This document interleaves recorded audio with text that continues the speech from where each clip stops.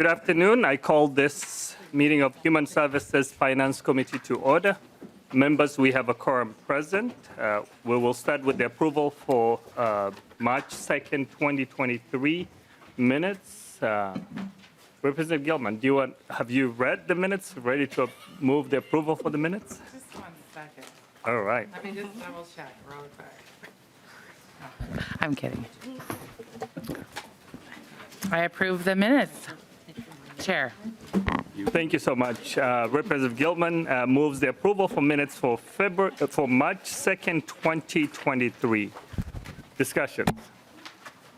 See none. All those in favor, please say aye. Aye. Opposed? See none. The minutes for March 2nd, 2023 are now approved. With that, members, we have 3 bills with us. I'm waiting to see the first member, Chair Hassan. I think she's coming in. Otherwise, we can.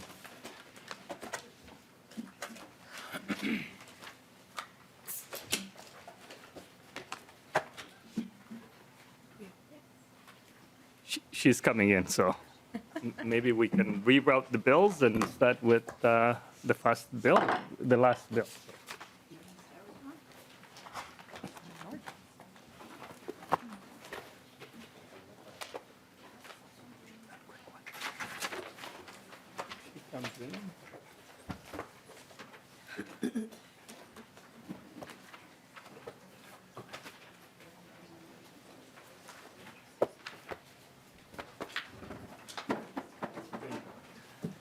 We have the first bill. Oh, okay. Sorry. I'm sorry, guys. Didn't know I was the first bill up.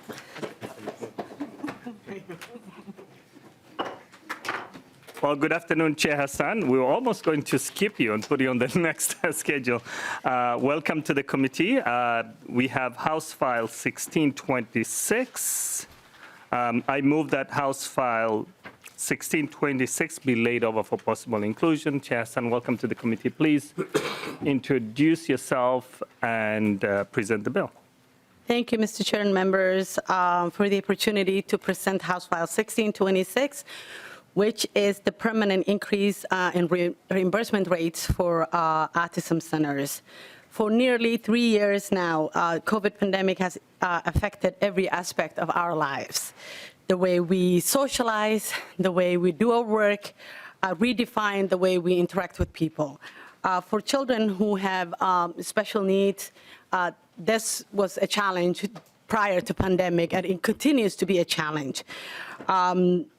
Autism providers continue to provide treatment to children and families and need relief in order to make up the deep losses of the pandemic surge that resulted in dramatic drop in staffing and great financial risks to each of these member organizations. This financial risk and staffing crisis continue, and relief is needed to ensure children and families have timely access to autism treatments. Because these services are paid by fee for service paid, these providers can't make up for these losses. The margin for each billable service is much too slight, and there's no any other source of relief.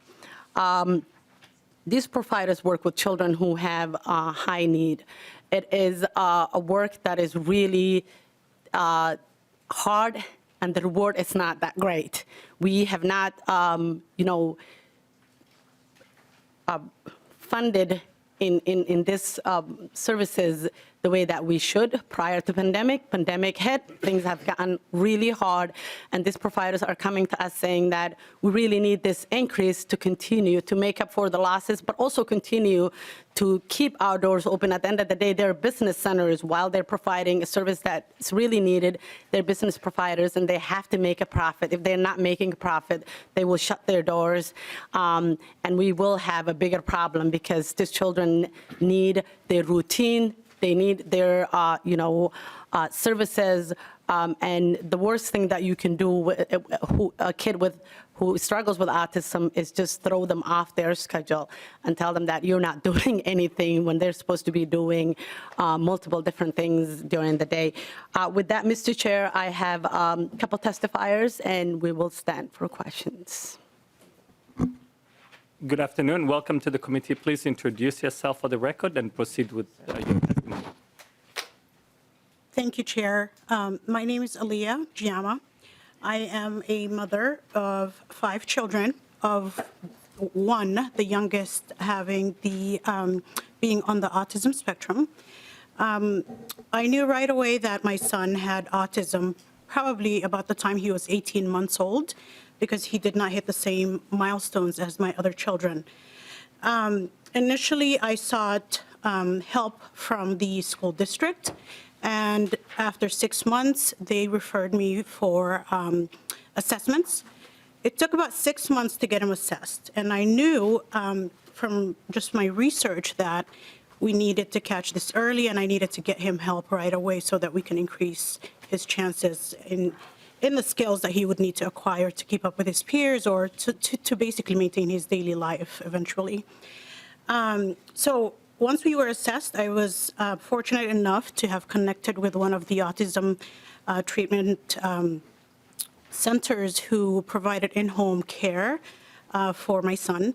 And that was probably a month shy of his 3rd birthday by the time that we were able to start. And the pandemic hit, probably 2 weeks in.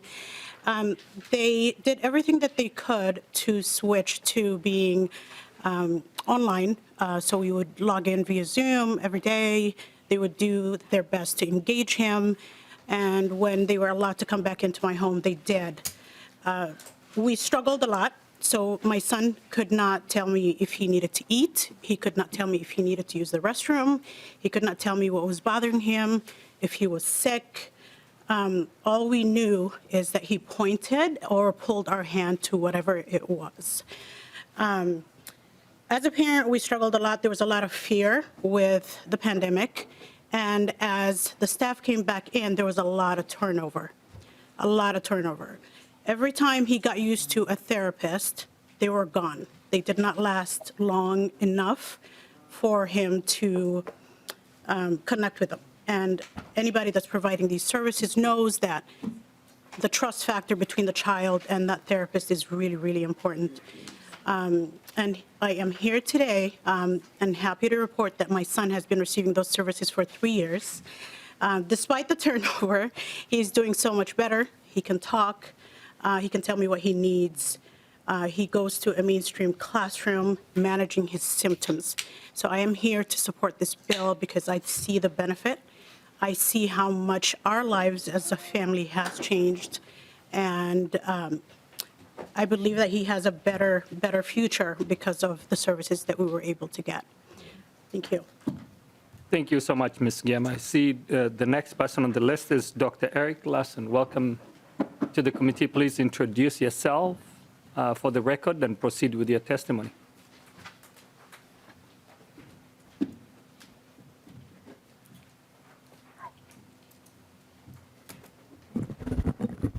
Chair Noor and members of the committee, I'm Dr. Eric Larson. I'm a licensed psychologist and a board-certified behavior analyst, and I supervise the services of about 45 children here in the Twin Cities area. I'm here to give an overview of what happened to us as we came out of the pandemic. I have a one-page handout that has 3 graphs on it that I'll refer to clarify for you what happened to us. The services that we provide were signed into law in 2013 after about 5 years of work by Governor Dayton and legislators on both sides of the aisle. It promised groundbreaking, dedicated services that meet the unique needs of kids with autism, and required several years. As you see, the gradual ramp up in services.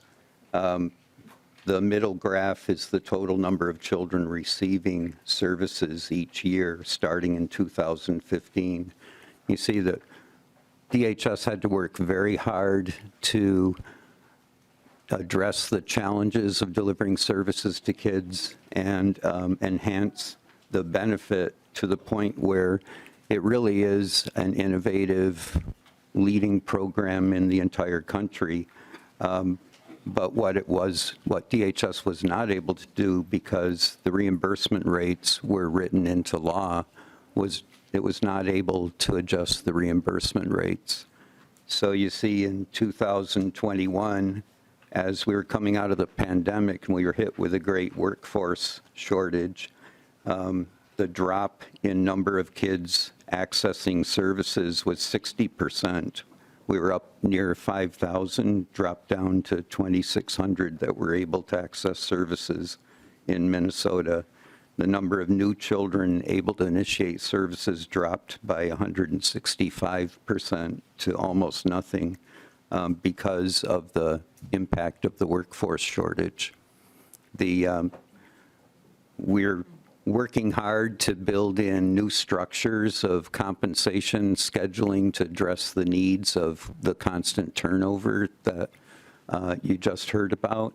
But without any margin built into these reimbursement rates, we're handcuffed and unable to really make the changes we need to recruit, train, retain, and mentor the populations that could actually be serving our children. Thank you. Thank you so much for your testimony, Dr. Larson. The next person on the list is Jeff Nicholas. Welcome to the committee. Please introduce yourself for the record and proceed.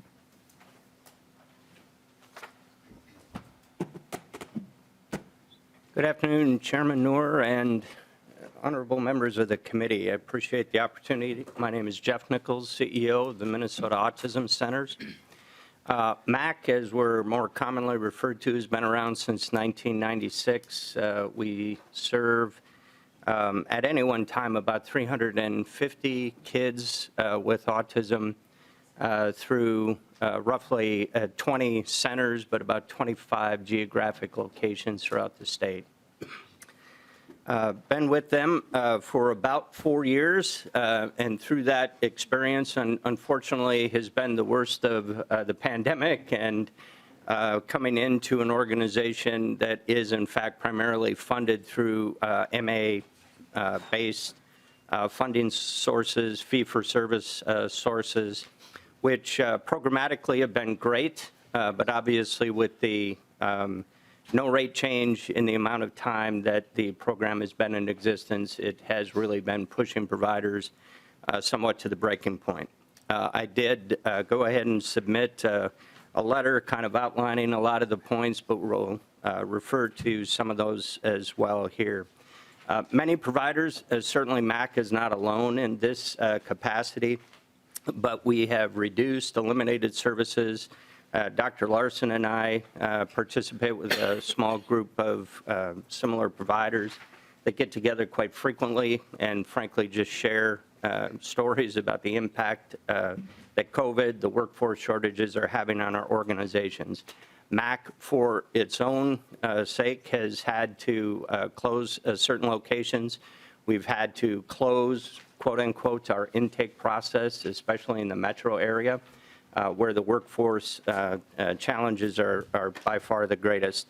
Just from a financial standpoint, COVID impacting our services, we actually had to shut down for 8 straight days while we kind of retooled services, made sure we had appropriate precautions in place, moved away from some of our largest buildings and centers and moved to in-home or one-on-one kinds of services to prevent the COVID spread at the time. All of that combined has impacted MAC greatly. We have suffered back-to-back 7-figure losses as a provider, albeit we are one of the larger providers, so you won't see that raw number reported probably for a lot of other providers, but the scale of the impact for providers is similar.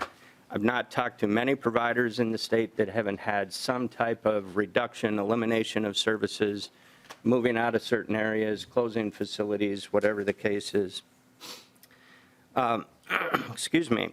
We've also experienced through that workforce shortage just a significant uptick in wait list. So back in 2019, our wait list hovered around 240 clients and families.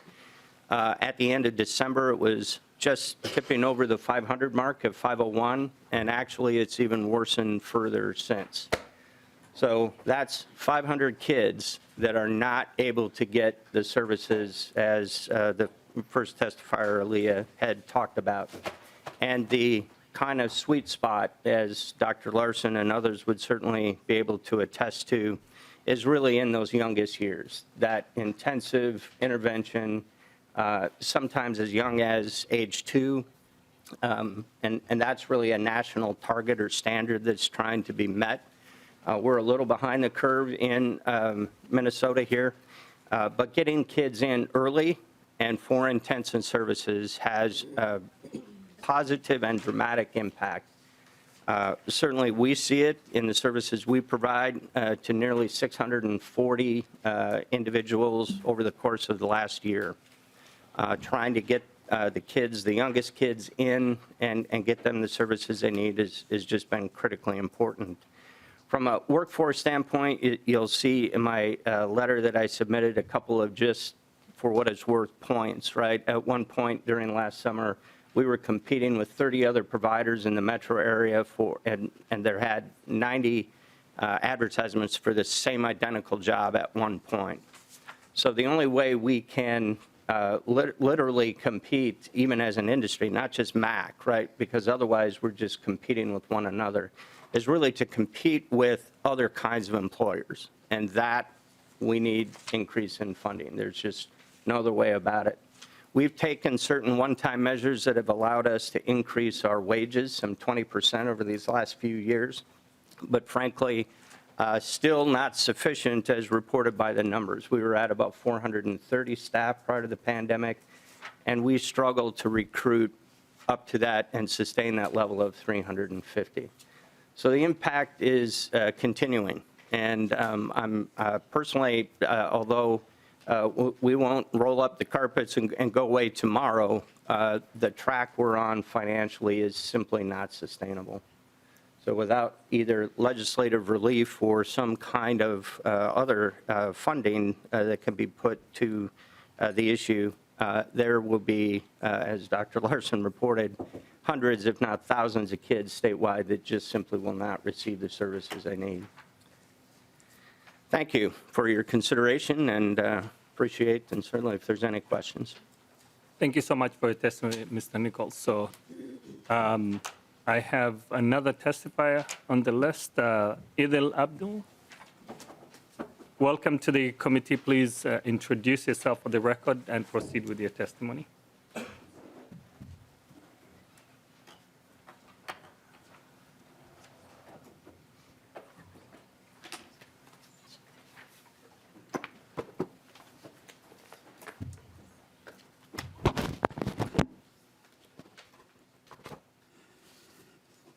Good afternoon.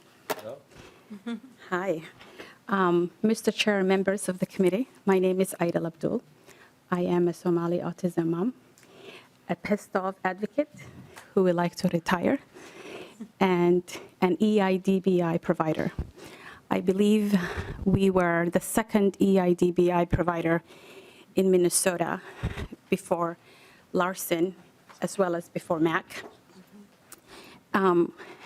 I want to tell you a little bit about EIDBI, Early Intensive Developmental Behavior Intervention, passed in the state of Minnesota on a rainy night, Thursday, in the middle of the night.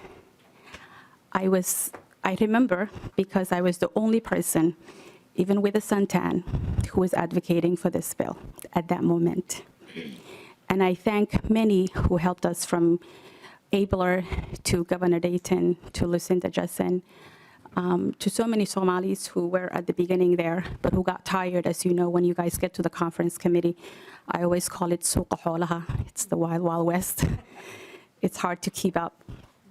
And at that moment, there were many of the providers, including the ones that testified before us, Love Us and Minnesota Autism Center, we had about $25 million in the budget surplus in the human services, and they wanted to subsidize private insurance. And I kept saying, Barack Obama was the president at that time, and I kept saying, we want to put Barack Obama with Medicaid on the same bus as Barack Obama with Blue Cross Blue Shield. We want to make sure that Michael Smith, Muhammad Ali, Asha Ali, who have medical assistants, are able to get autism therapy. And we prevailed. And so I thank those of you who were here. I'm not sure if some of you are here. Many of you are new. And then after it passes, as you know, anything that passes in the state, it also has to pass CMS. So then I became a permanent hemorrhoids for Cindy Mann and Marilyn Tavener, who were CMS administrator. And Cindy Mann was in charge of, she was an African-American woman in charge of the states, Midwest states. And then CMS approved EIDVI in the spring of 2015. I remember before they approved it, they called me and they said, Ms. Abdul, you don't have to bother us anymore. We're going to approve the state's medical assistance for autism therapy to cover for medical, for Medicaid kids, for low-income kids. We were the first state to pass it through legislation in the whole country. There were 2 states before us that passed this, but it was through a lawsuit, Washington State and Florida. And so I am not denying what the testifiers before me said. I'm not denying what Holland wants. Yes, we need the providers to be able to pay for services. It's given. My child has autism. He's 20. He'll be 21 next year. What I would like instead is to have diversity at the table. You know, in America, they say you're either at the table or you're on the menu. I feel as though this bill, we were on the menu. We were not at the table. We would like to be at the table. Department of Human Services, and anytime you see idle liking DHS, something must be wrong, but I actually like what they did this time. They said, the governor put in his budget, rate study. He put in licensure study, because we want to be licensed. We want our children to be safe. We want to have protocols and procedures. So children these are nonverbal kids. My son is a nonverbal. He communicates an app through here. He can tell you he wants to go to Starbucks. You can see he's Somali on the iPad. So we support the rate increase. We just do not think there was Somalis consulted. We do not think minorities in general were consulted. We do not think that our community was consulted. Autism in Minnesota is 1 in 32 Somali kids, 1 in 36 white kids. It's very high in Somalis, and then the whites are right after. And so we would like, I ask the author and the chair to, instead of this legislation, do what DHS is recommending, which is an inclusive, where everybody's at the table, where we gather the rates, which is what we did the first time when we came out with the rates that we have now with Commissioner Justin and Governor Dayton. We contacted other states. We contacted Florida. We contacted California. We contacted Midwest states. How much do you pay for ABA therapy? What degrees, what licensure, what experience do they have? Because we want to make sure that the rate matches the cost of living in the state. And so we want a holistic, comprehensive way of coming up the best rate so that children, like this wonderful mom that testified before me, I'm glad your child is verbal. I didn't have that chance. And my son went to Larson's clinic. We want to make sure our children are able to get the early intervention, to get the services so that they need less and less support. So I support the idea, but I, along with hundreds, if not thousands, of other Somalis in the state that are asking that we instead take what DHS and the governor are suggesting and we include everybody at the table. I wrote a testimony. I'm always revising my stuff because I make lemonade. I thank you, Mr. Chair. I thank you, the author. I'm just happy that there are people who look like me. There was not 10 years ago when I was here in this chair. Thank you so much. Thank you so much, Ms. Abdul, for your testimony, also giving us the historical background about the program. With that, do we have anyone in the public who wants to testify on this bill? Hearing none or seeing none. Member discussions. Lead New Brindley. Thank you, Mr. Chair, and thank you, Representative Hassan. My question is, do you know, is this language going to require CMS approval? I don't know. Chair Hassan. Yes. Or should we get someone from the department? yeah. I see Someone from the department. Director Graham coming down as I believe it does, but let's make sure that someone, yes, okay, the department says yes. Lead New Brindley. The Oh, we department got the says answer. The yes, depart- it's, Yes. yeah. Oh, great, thank you. Any other member? I know this bill will be laid over, so we'll continue to have the conversation. Chair Pryor. Thank you, Mr. Chair. Thank you, Representative Hassan, for bringing this forward.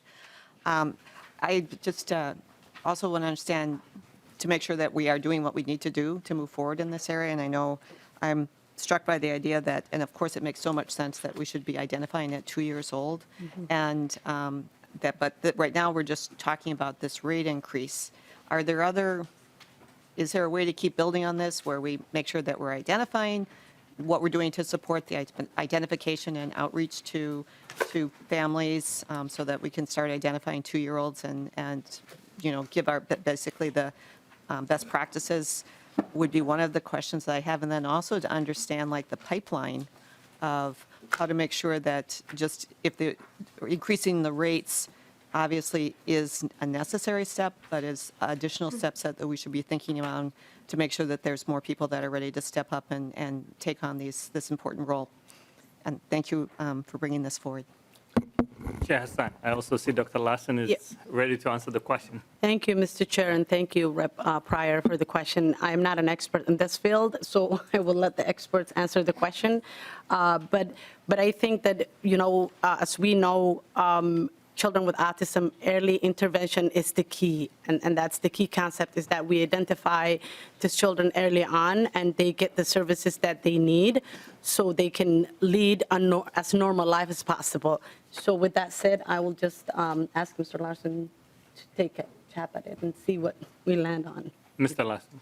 You have a letter of support from Dr. Amy Esler of the University of Minnesota, who's the lead of the autism, ADDM, the Autism Diagnostic and something. Disability Monitoring System. Thank you. And that's enabled by their work to reach out into the schools to identify children with autism, and also the American Academy of Pediatrics has a special program designed to train pediatricians to screen and recognize autism.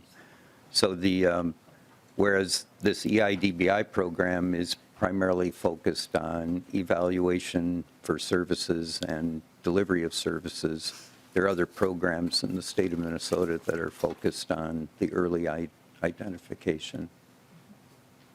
Chair Pryor. Thank you. I have Representative Zalesnikar on the list. Thank you, Chair Noor, and thank you, Representative Hassan. My question is for Dr. Eric Larson.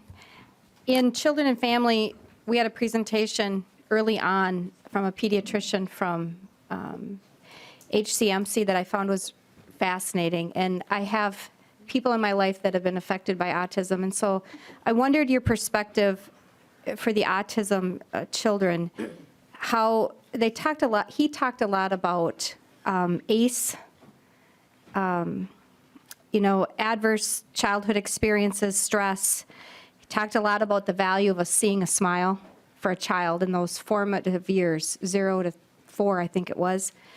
And so when we were talking through this, having come through COVID, did you see that for the autism children too, as far as their development? Because that's one of the things that he reiterated, the importance of our human connection with smiles, and that children haven't had access to that in the same way prior to COVID. And so as we close that gap for language, reading, all these things, wondered your perspective on how that affects autism. I'm thrilled to see what you're doing with the program.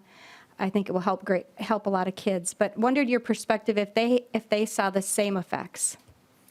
Yeah, Dr. Larson, keep thank it you. brief. Thank you, Chairman Noor.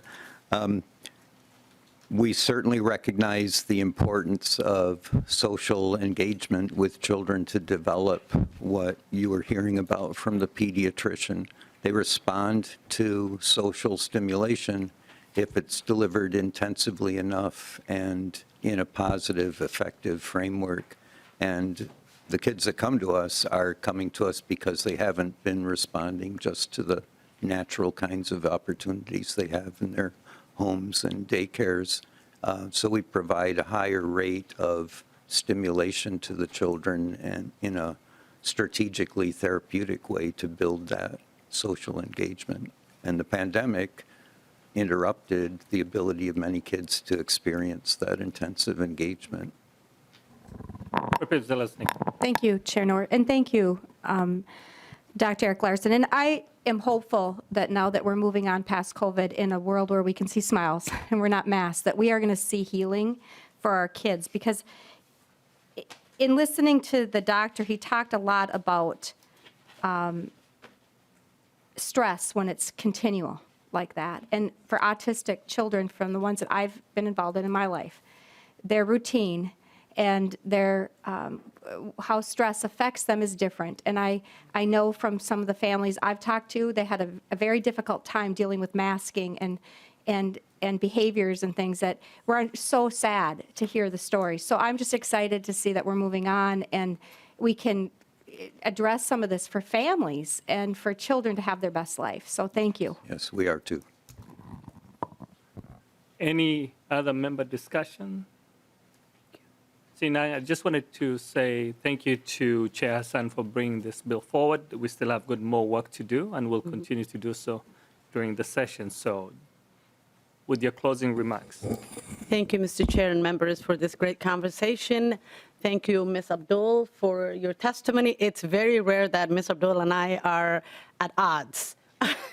But I welcome, the idea of having inclusive process. That is, why I'm here. I don't want to leave anybody behind. And we will have a conversation offline to address some of the concerns that you brought up. And this is a great bill, and it addresses a really need that's out there. And some of these kids are some of the youngest kids and some of the kids with the most need. So it's a great bill. So I ask for your support. Thank you. I'll renew my motion that House File 1626 be laid over. So the bill is laid over. Thank you so much, Chair Hassan. The next bill on the agenda is House File 1660. Representative Hicks, well, please move the bill and introduce the bill to us.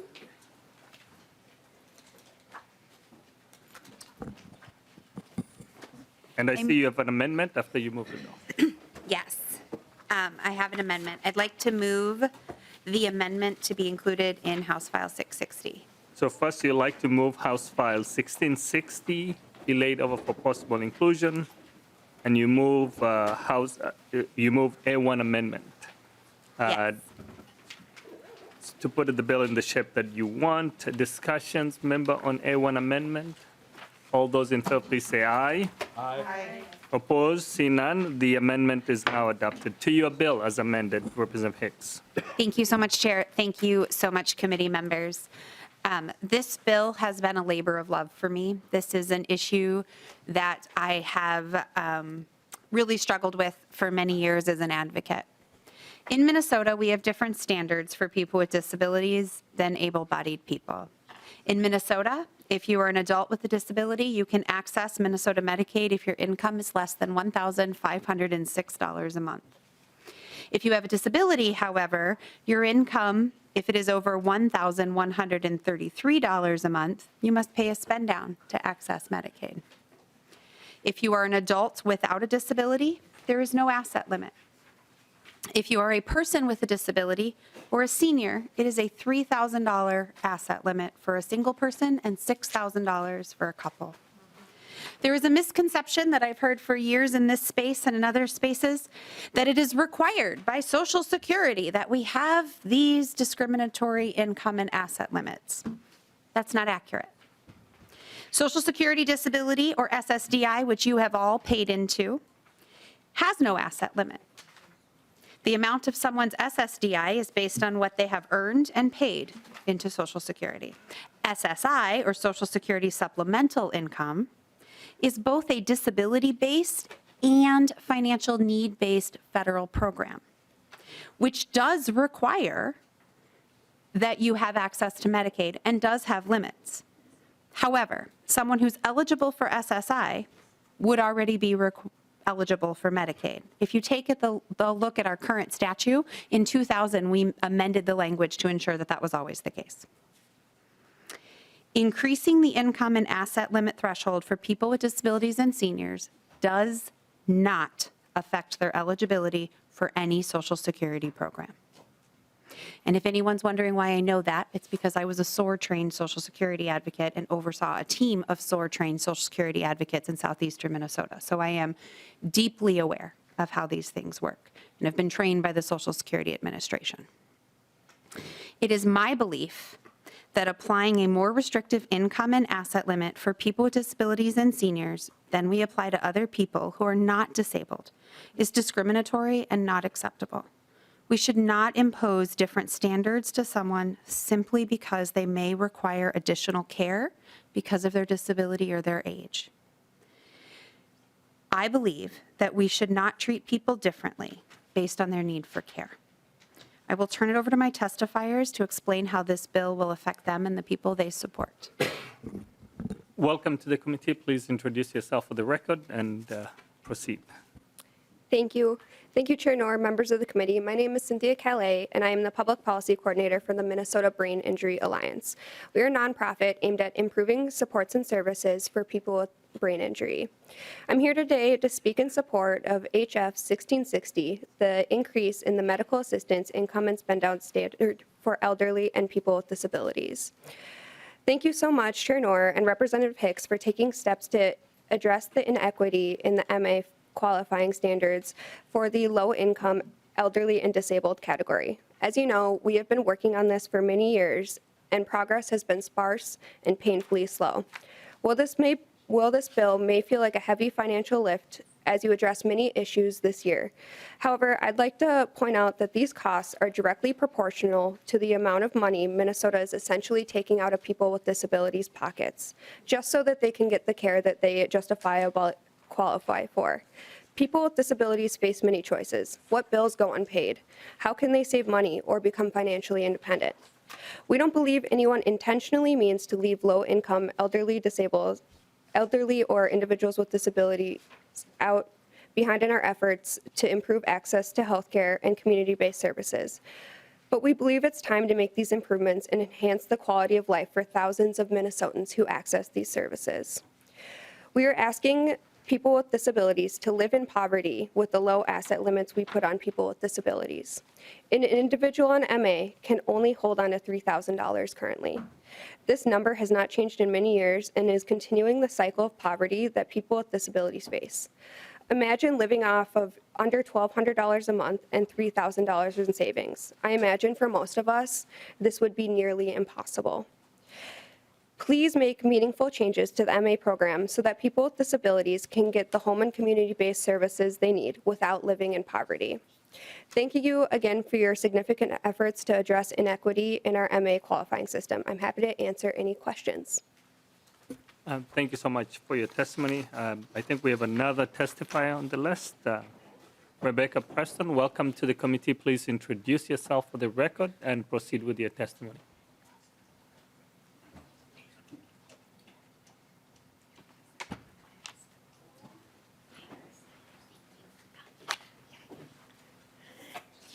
Hi, Chairman Noor and committee. Thank you for letting me be here. My name is Rebecca Preston. Excuse me. I live in Golden Valley and have lived there for almost 7 years. I have a traumatic brain injury that I obtained in 2005 when the car that I was driving was T-boned by a drunk driver. I do not now have a driver's license. I have severe cognitive disabilities, double vision, concentration issues, and a balance disorder. I tripped several times. Because the highway between the two lobes of my brain was severed, I no longer play the piano, read or write short stories, read fiction or knit.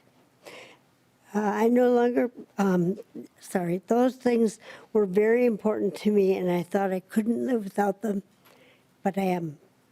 Medical assistance, also known as MA, has been and continues to be very important to me. It provides health care and services that allow me to live independently. I have had an independent living skills worker who has helped and taught me how to interpret my mail and keep my house organized. She also brought me out into the community and taught me how to have fun. Since having the TBI, I wasn't very good at having leisure time. I also had an arms worker, adult rehabilitative mental health services. She would talk to me about how my week went and help me to be my best advocate. She also taught me how to have fun. She went to the first movie that I went to after the accident. I was a little afraid of going too far from home.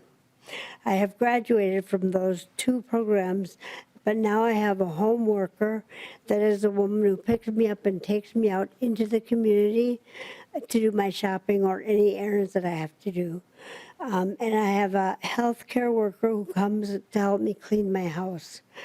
There is also a driving program at the Courage Center that will assist me in getting my license again. All of these things which are provided by MA have been very helpful to me. Without them, I would probably be living in a bed. Oops, sorry. Luckily for me, I had a 35-year work history before I was injured, and like many people, was paying into Social Security taxes since my very first job. This allowed me to qualify for Social Security Disability Insurance, or SSDI, after becoming certified as disabled because of my injury.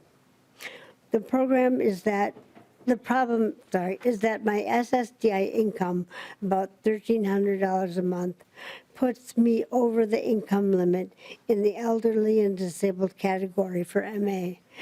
This is the only place where I can get the home and community services I was telling you about earlier. This brings me to the spend down, which for me means I have to pay $300 of that income back into the state each month to get my MA services. This does not leave me a bunch of money to live on. I do want to say thank you very much for improving the spend down situation, but it is still money that I take from my pocket that comes from that fund. Sorry. Okay. Thank you. It still doesn't make any sense to me that because I'm disabled now and will be for the rest of my life, that my income is so limited that it will barely pay my rent as well as my other bills. The MA income limit for people with brain injury or other disabilities desperately needs to be raised. Please support House File 1660 so that I can keep more of my Social Security income, disability income, to pay for the cost of living and get the services and supports that I desperately need to live independently in my community. Nobody really thinks much about what could happen if they become disabled or in an instant like what happened to me. I sure didn't. Nobody wants to need Social Security disability benefits they've been paying for their whole working life. But if they do need these benefits, it would be nice if the state of Minnesota didn't take part of those benefits away to qualify for medical assistance. It is just so unfair that people with disabilities are expected to live on such a low income just to get health care in the home and community services they need. Thank you so much to Representative Hicks for authoring this bill, and I hope that you will support it, that you all will support it and do anything you can to get it passed. Thank you so much, Chair Noor and committee, for listening to me. Thank you so much, Ms. Preston, for sharing your situation and informing us about how the spend down and everything else that you have to deal with. So thank you so much. Is there anyone in the public who wants to testify on this bill? Seeing none, member discussions. Representative Zelaznika. Thank you, Chair Noor and Representative Hicks. So my question is, and I think there's great pieces in this bill. One of the questions I wanted to ask you, Representative, your thoughts on, because I can see a difference, just my observation, and my lane has been in 24-hour operations for nursing homes and assisted livings, but I wondered if there's a difference in your mind in how we do the asset, limitations, the 3,000 individual, 6,000 couple, and then you have income limits. And then in a nursing home and assisted living, if they're on medical assistance, it's usually a personal needs allowance of like 121, I think. That's the rate right now. But in the nursing home world, we had a hard time, and a lot of the people had a hard time even using that to get to that, whatever the cap would be. So raising the cap, if you're in assisted living and nursing homes, you're getting a lot of supportive services that are, part of your rent, part of your programming, part of your environment. That to me, when I listen to your testifier here, would be completely different than somebody that is disabled living in their apartment or living in a group home in a different program, because your needs would be completely different and your costs and supportive structure wouldn't be the same. So in my mind, there's two different pieces here. And so I'm wondering if this, in your mind, is going to apply to the people for the nursing homes, assisted livings, raising it too. If the 121 would go up? Representative Hicks. Yes, thank you, Chair, and thank you for the question. It's a great question. So I want to clarify that those are two different things, Okay, right? that's what I wanna So when you're doing that in the nursing home, what you're doing is somebody is paying for their services, but they've already qualified for medical assistance. This is actually just the gate in. So it actually wouldn't affect any of that. This is the gate in to qualify. So, that's kind of the difference here, right? We're talking about the difference between service and qualifying. Eligibility, yep. So like in the nursing home, you're billing the person against their Social Security. That wouldn't change, right?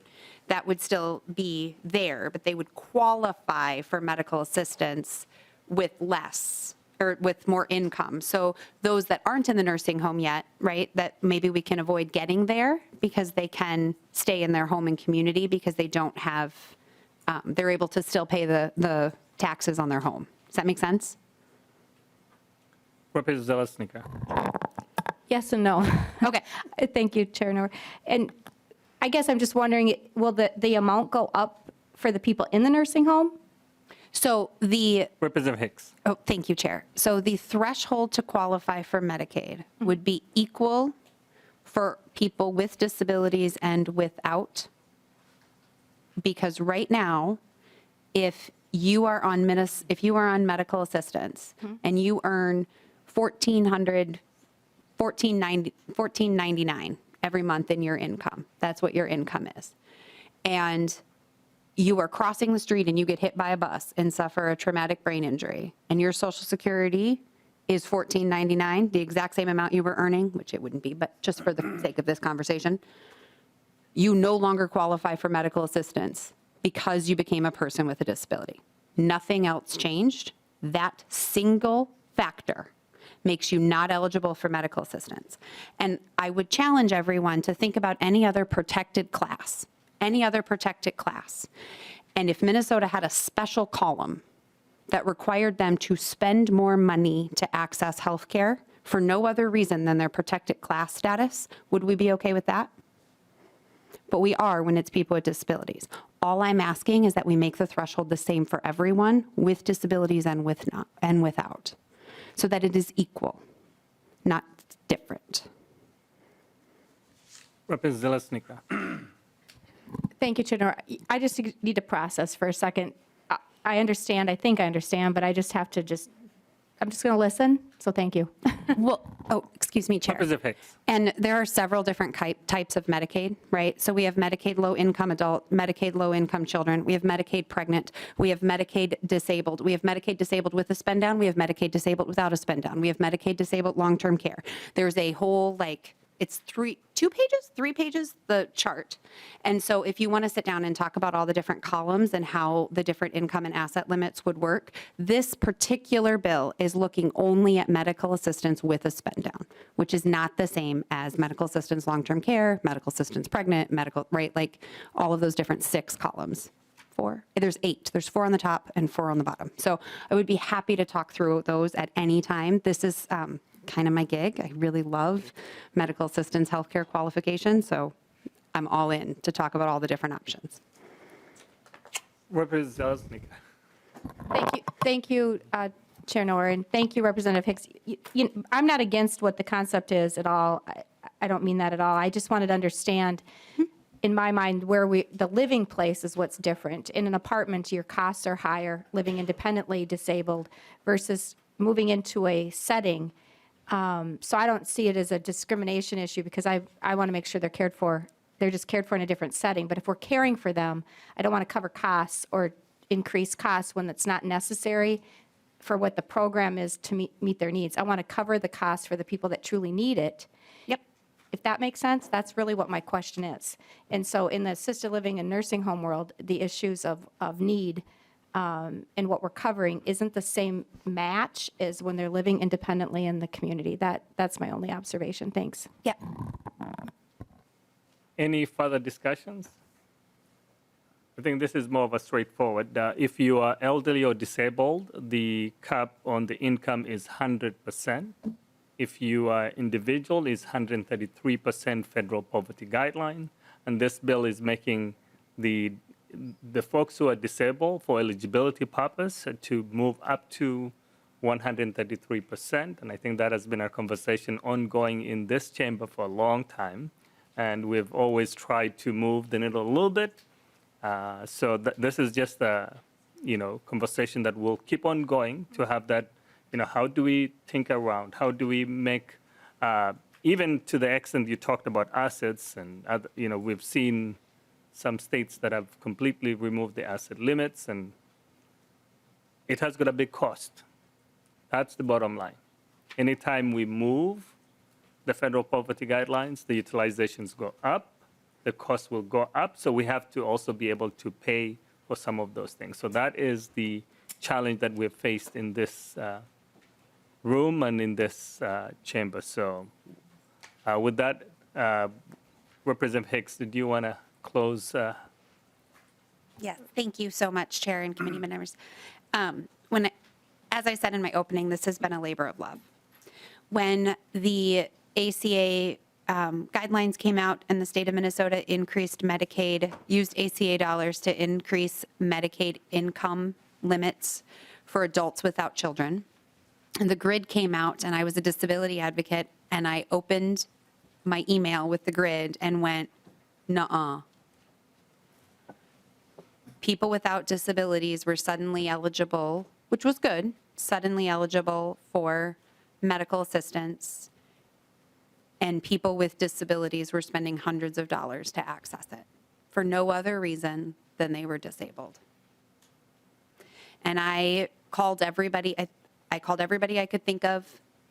I looked into all of the different pieces. I had conversations with numerous members of this body. And what I was told, to Chair Noor's point, is that the ACA additional funding prohibited the ability to use federal dollars to extend eligibility for those that were already deemed eligible, which was people with disabilities. And so because of that decision, people with disabilities have been treated differently in accessing healthcare since then. This is an attempt to level the playing field and make it the same. We're not asking for more than other people get. We're not asking for special treatment. We're just asking for it to be the same.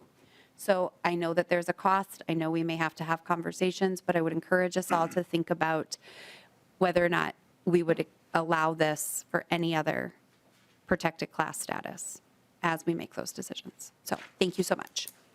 Thank you so much, Representative Hicks. Representative Hicks renews her motion that House File 1660 as amended be laid over for possible inclusion. The bill is laid over. With that, members, we have the final bill, House File 1634, and I will be presenting the bill.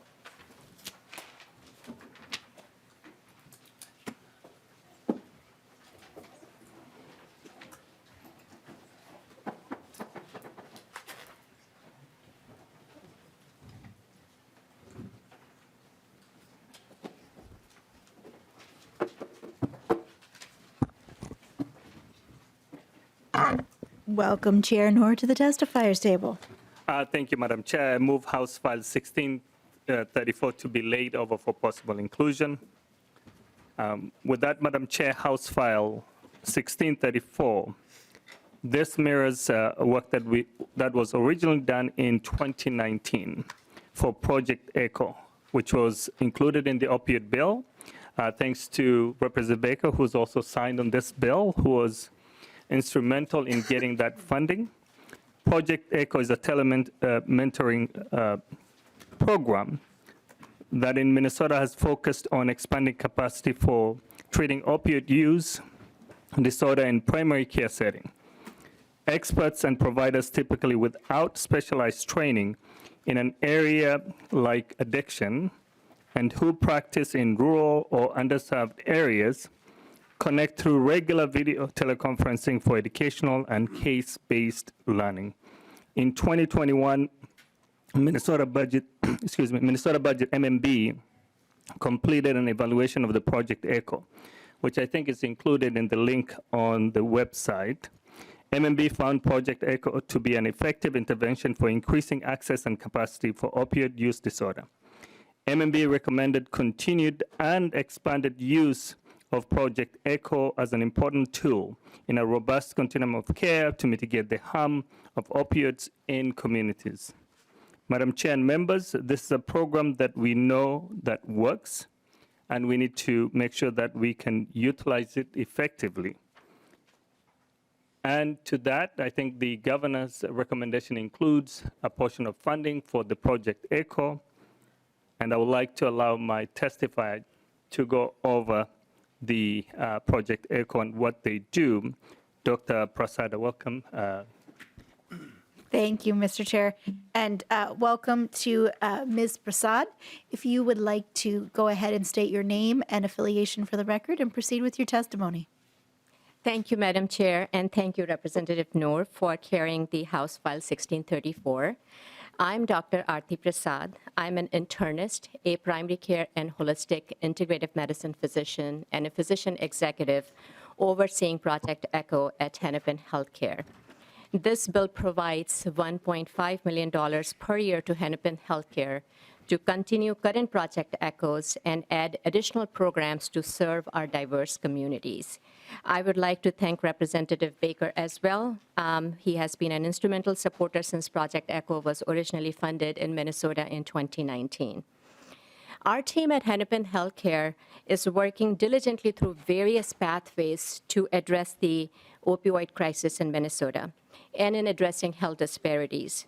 One of these pathways is Project ECHO, which originated at University of New Mexico, where I served for 23 years before moving to Minnesota. Project ECHO has a global presence, and I had the privilege to plant a seed of that in Minnesota in late 2017. The word ECHO stands for Extension for Community Healthcare Outcomes. Opioid-involved deaths across Minnesota residents was the highest it had ever been in 2021. 396 opioid-related deaths in Hennepin County itself, which was an increase from 235 in 2019 and 331 in 2020. And the fatality has affected more the BIPOC individuals who have suffered from adverse childhood experiences, ACEs that we heard earlier about, racial discrimination, and historical trauma, which can lead to significant health issues in life. These individuals may have limited access to health care and limited availability of effective non-pharmacological and integrative pain management options, so they tend to lean towards opioids, which has greatly exacerbated our current public health crisis, which is the opioid crisis. There is shortage of trained addiction medicine physicians and addiction psychologists in the state, especially in the rural areas. So Project ECHO serves as a model to treat complex diseases in rural and underserved locations by moving knowledge, not people, via regular video conferences with experts for didactic and case-based learning. It uses technology to leverage scarce resources. It applies case-based learning to master complexity. It shares best practices to reduce health disparities, and it evaluates and monitors outcomes. In Minnesota, Project ECHO has made a huge difference. Nearly 1,800 physicians and providers in 393 clinics in 245 unique zip codes have attended Project ECHO sessions.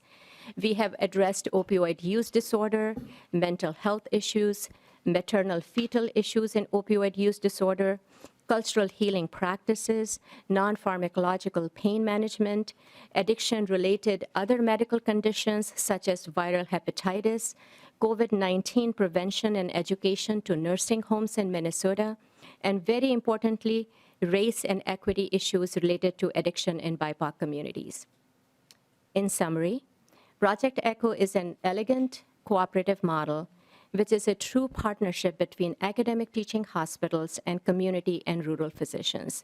For Medicaid population, it is the solution for best practice and care where there are no specialists. ECHO is not just a learning program, but establishes the impact of training to direct patient care. It addresses the access issues for rural Minnesota.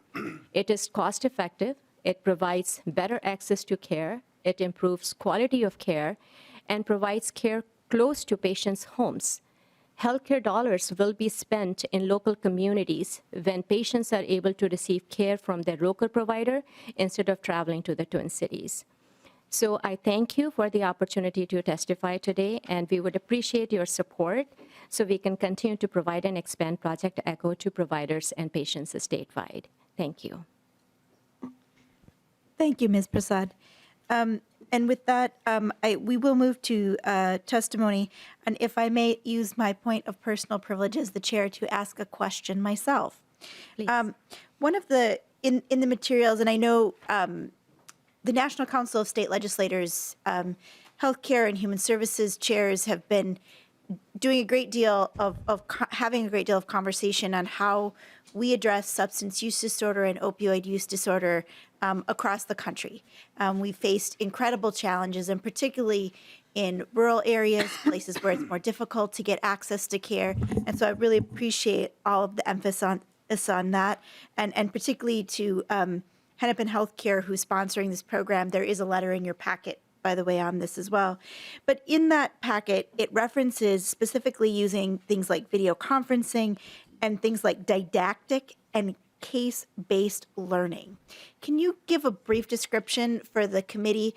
Because I think those concepts are a little bit more abstract, what Sure. that actually entails or what that means? Thank you for asking that question. I would love to clarify that. So each ECHO session, which is actually called an ECHO clinic, it's really not a physical clinic, but it's a group of providers like sitting like you. It's an interdisciplinary team that sits in a room, and they use Zoom technology to reach out to people across the state and across the country, and actually even internationally. So when people log into this Zoom link, the session takes about 60 to 90 minutes, and it starts with an introduction of who is on the screen, who is in the room, and who is in the room as experts. And then one of the experts provide a, I should say, a lecture. That is the didactic. So that could be a lecture on buprenorphine. It could be a lecture on a mental health condition. It could be a lecture on something else which is related to opioid use disorder.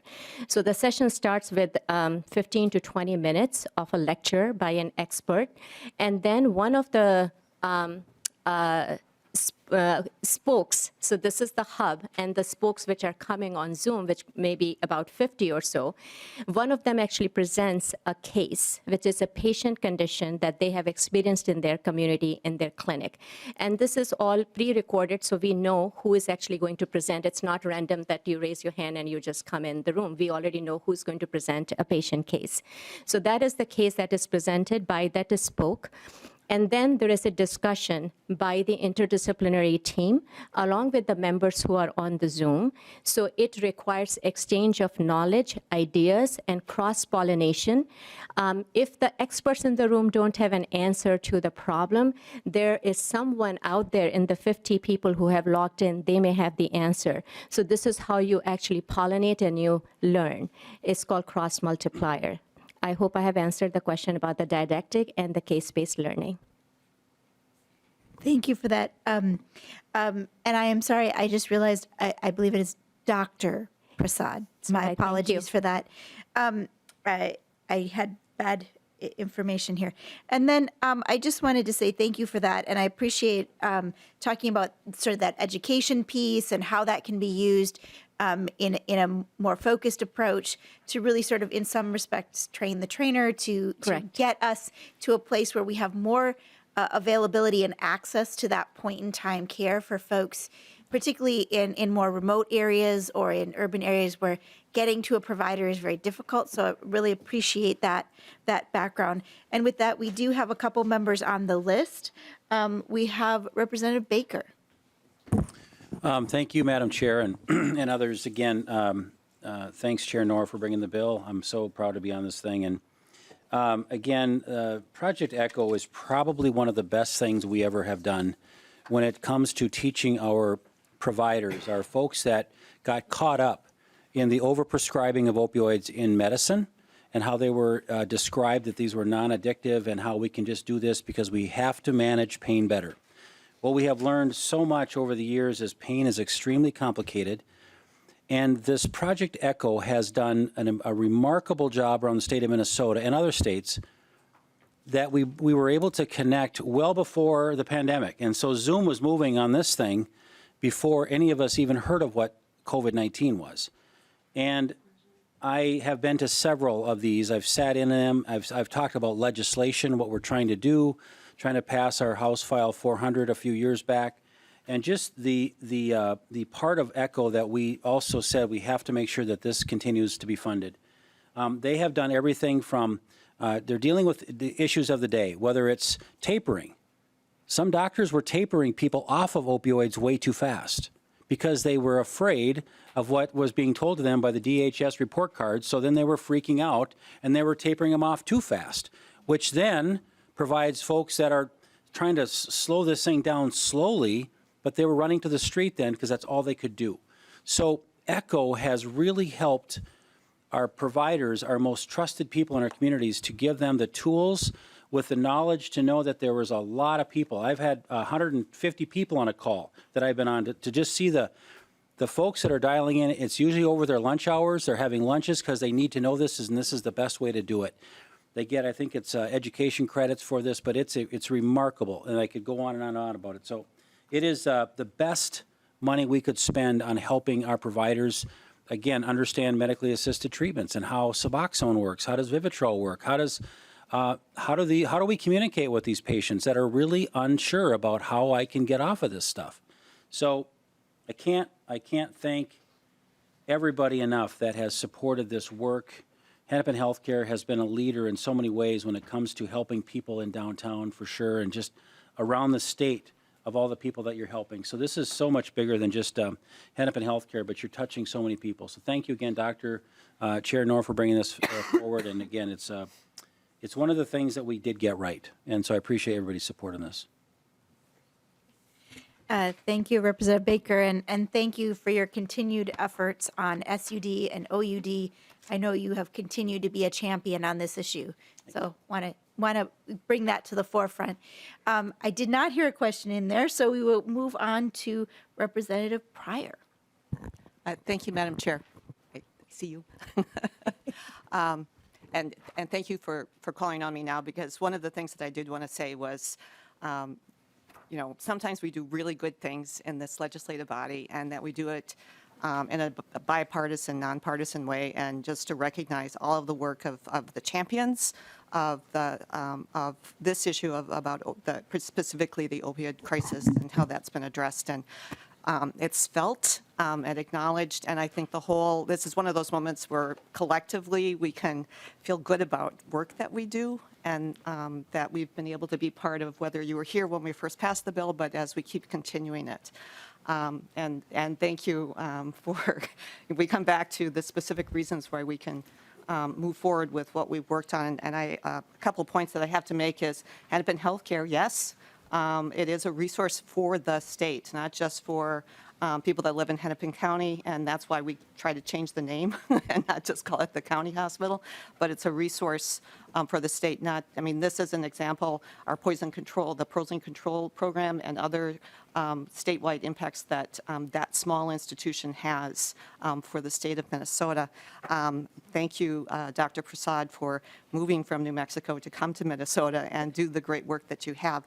And that leads me to my question, which, you know, obviously this is a program that's highly effective and doing it's doing two things really, which is workforce, which is not enough experts out in the community, how to make the most of the workforce that we have right now in place, and then being able to specifically address crises that we have in healthcare and our most immediate crisis with a rigorous process. I'm sure this is not, and that's what I'm leading up to, is you don't just put this together like, hey, this is a good idea, let's start doing it. So how much lead time did you make to get where you are today of getting out there with this whole system? And because I want to bring that up, that, you know, we have to give programs time to mature and develop, and that we have to continue support and not just, you know, say, well, this worked and now we can pull out our support. So can you talk about the needed for continued funding for this and how it expands and how you got to be where you are right now? Thank you. That's a loaded question. Dr. Prasad. Sorry. If you'd like to continue. Early. Thank you. Thank you. Thank you for this wonderful question. It has been a journey. We were originally funded in 2019, but we planted the seed in 2017. It takes a lot of time and effort to build your spokes. So if you consider Hennepin Healthcare a hub, you have to literally reach out to, you have to find out who your audience are. So I think what we have done great so far is building our spokes around the state, because people know that this time and this day Project ECHO happens. And that is important because people have created time in their schedules to attend these sessions.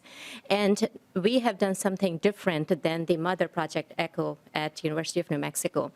We have actually diversified our program. So within ECHO of opioid and addiction, we have mini ECHOs. And these are the perinatal ECHOs that I had talked about, the mother and babies. We have done viral hepatitis, which was originally funded because that's one of the conditions that has happened because of the addiction problem, hepatitis C. And then we got separate funding. So we have leveraged this funding from the state to leverage other funding, which was from AHRQ during COVID-19. And we provided training to most of the Minnesota nursing homes when lots of deaths were happening. So those were more than 300 nursing homes that we were providing COVID-19 education. So what we have done so far is building our spokes model, building our curriculum, which is all centralized, and it is located in iECHO at University of New Mexico. We have partnered with communities. So we have partnered with NAC, and through our Race and Equity ECHO, which we just launched with little amount of funding that we had left before we end this program, is partnering with Black communities, Native American communities, and Latinx communities. So these conversations have just started. With the ongoing funding, as we receive, our plan is to expand our health equity echo, which is the recent equity echo in opioid, continue the opioid and addiction echo, which was the original one, and we may want to add even a trauma-informed care echo, because I think this is where we are moving towards as we want to achieve the goal for health equity. And Representative Baker talked about the pain management and treatment of diseases. As I said, I am a holistic integrative doctor, and I look at the whole spectrum. How did we get here with opioid crisis? Because we didn't manage pain effectively. So I think there's an opportunity for us to build out a non-pharmacological pain management program, ECHO, and that we can partner with many other institutions, because this has not happened in the country elsewhere. So we could be the first state. We have already proven through our MDH funding, which also came through the original opioid bill, that there is a deficiency of practitioners and knowledge throughout the state in non-pharmacological pain management. Minnesota has the first state which now has a map that you can resource. You can pull it up on your phone right now, nopainmn.org. This is the work we have created through Hennepin, and we can leverage that to move forward in many different areas. Thank you, Dr. Prasad. And thank you, Representative Breyer. Certainly, we truly appreciate that people-centered approach. And with that, we have one more individual on the list, Representative Gilman. Thank you, Chair. Just a quick question. How does this program compare with other peer-to-peer programs or services that DHS offers?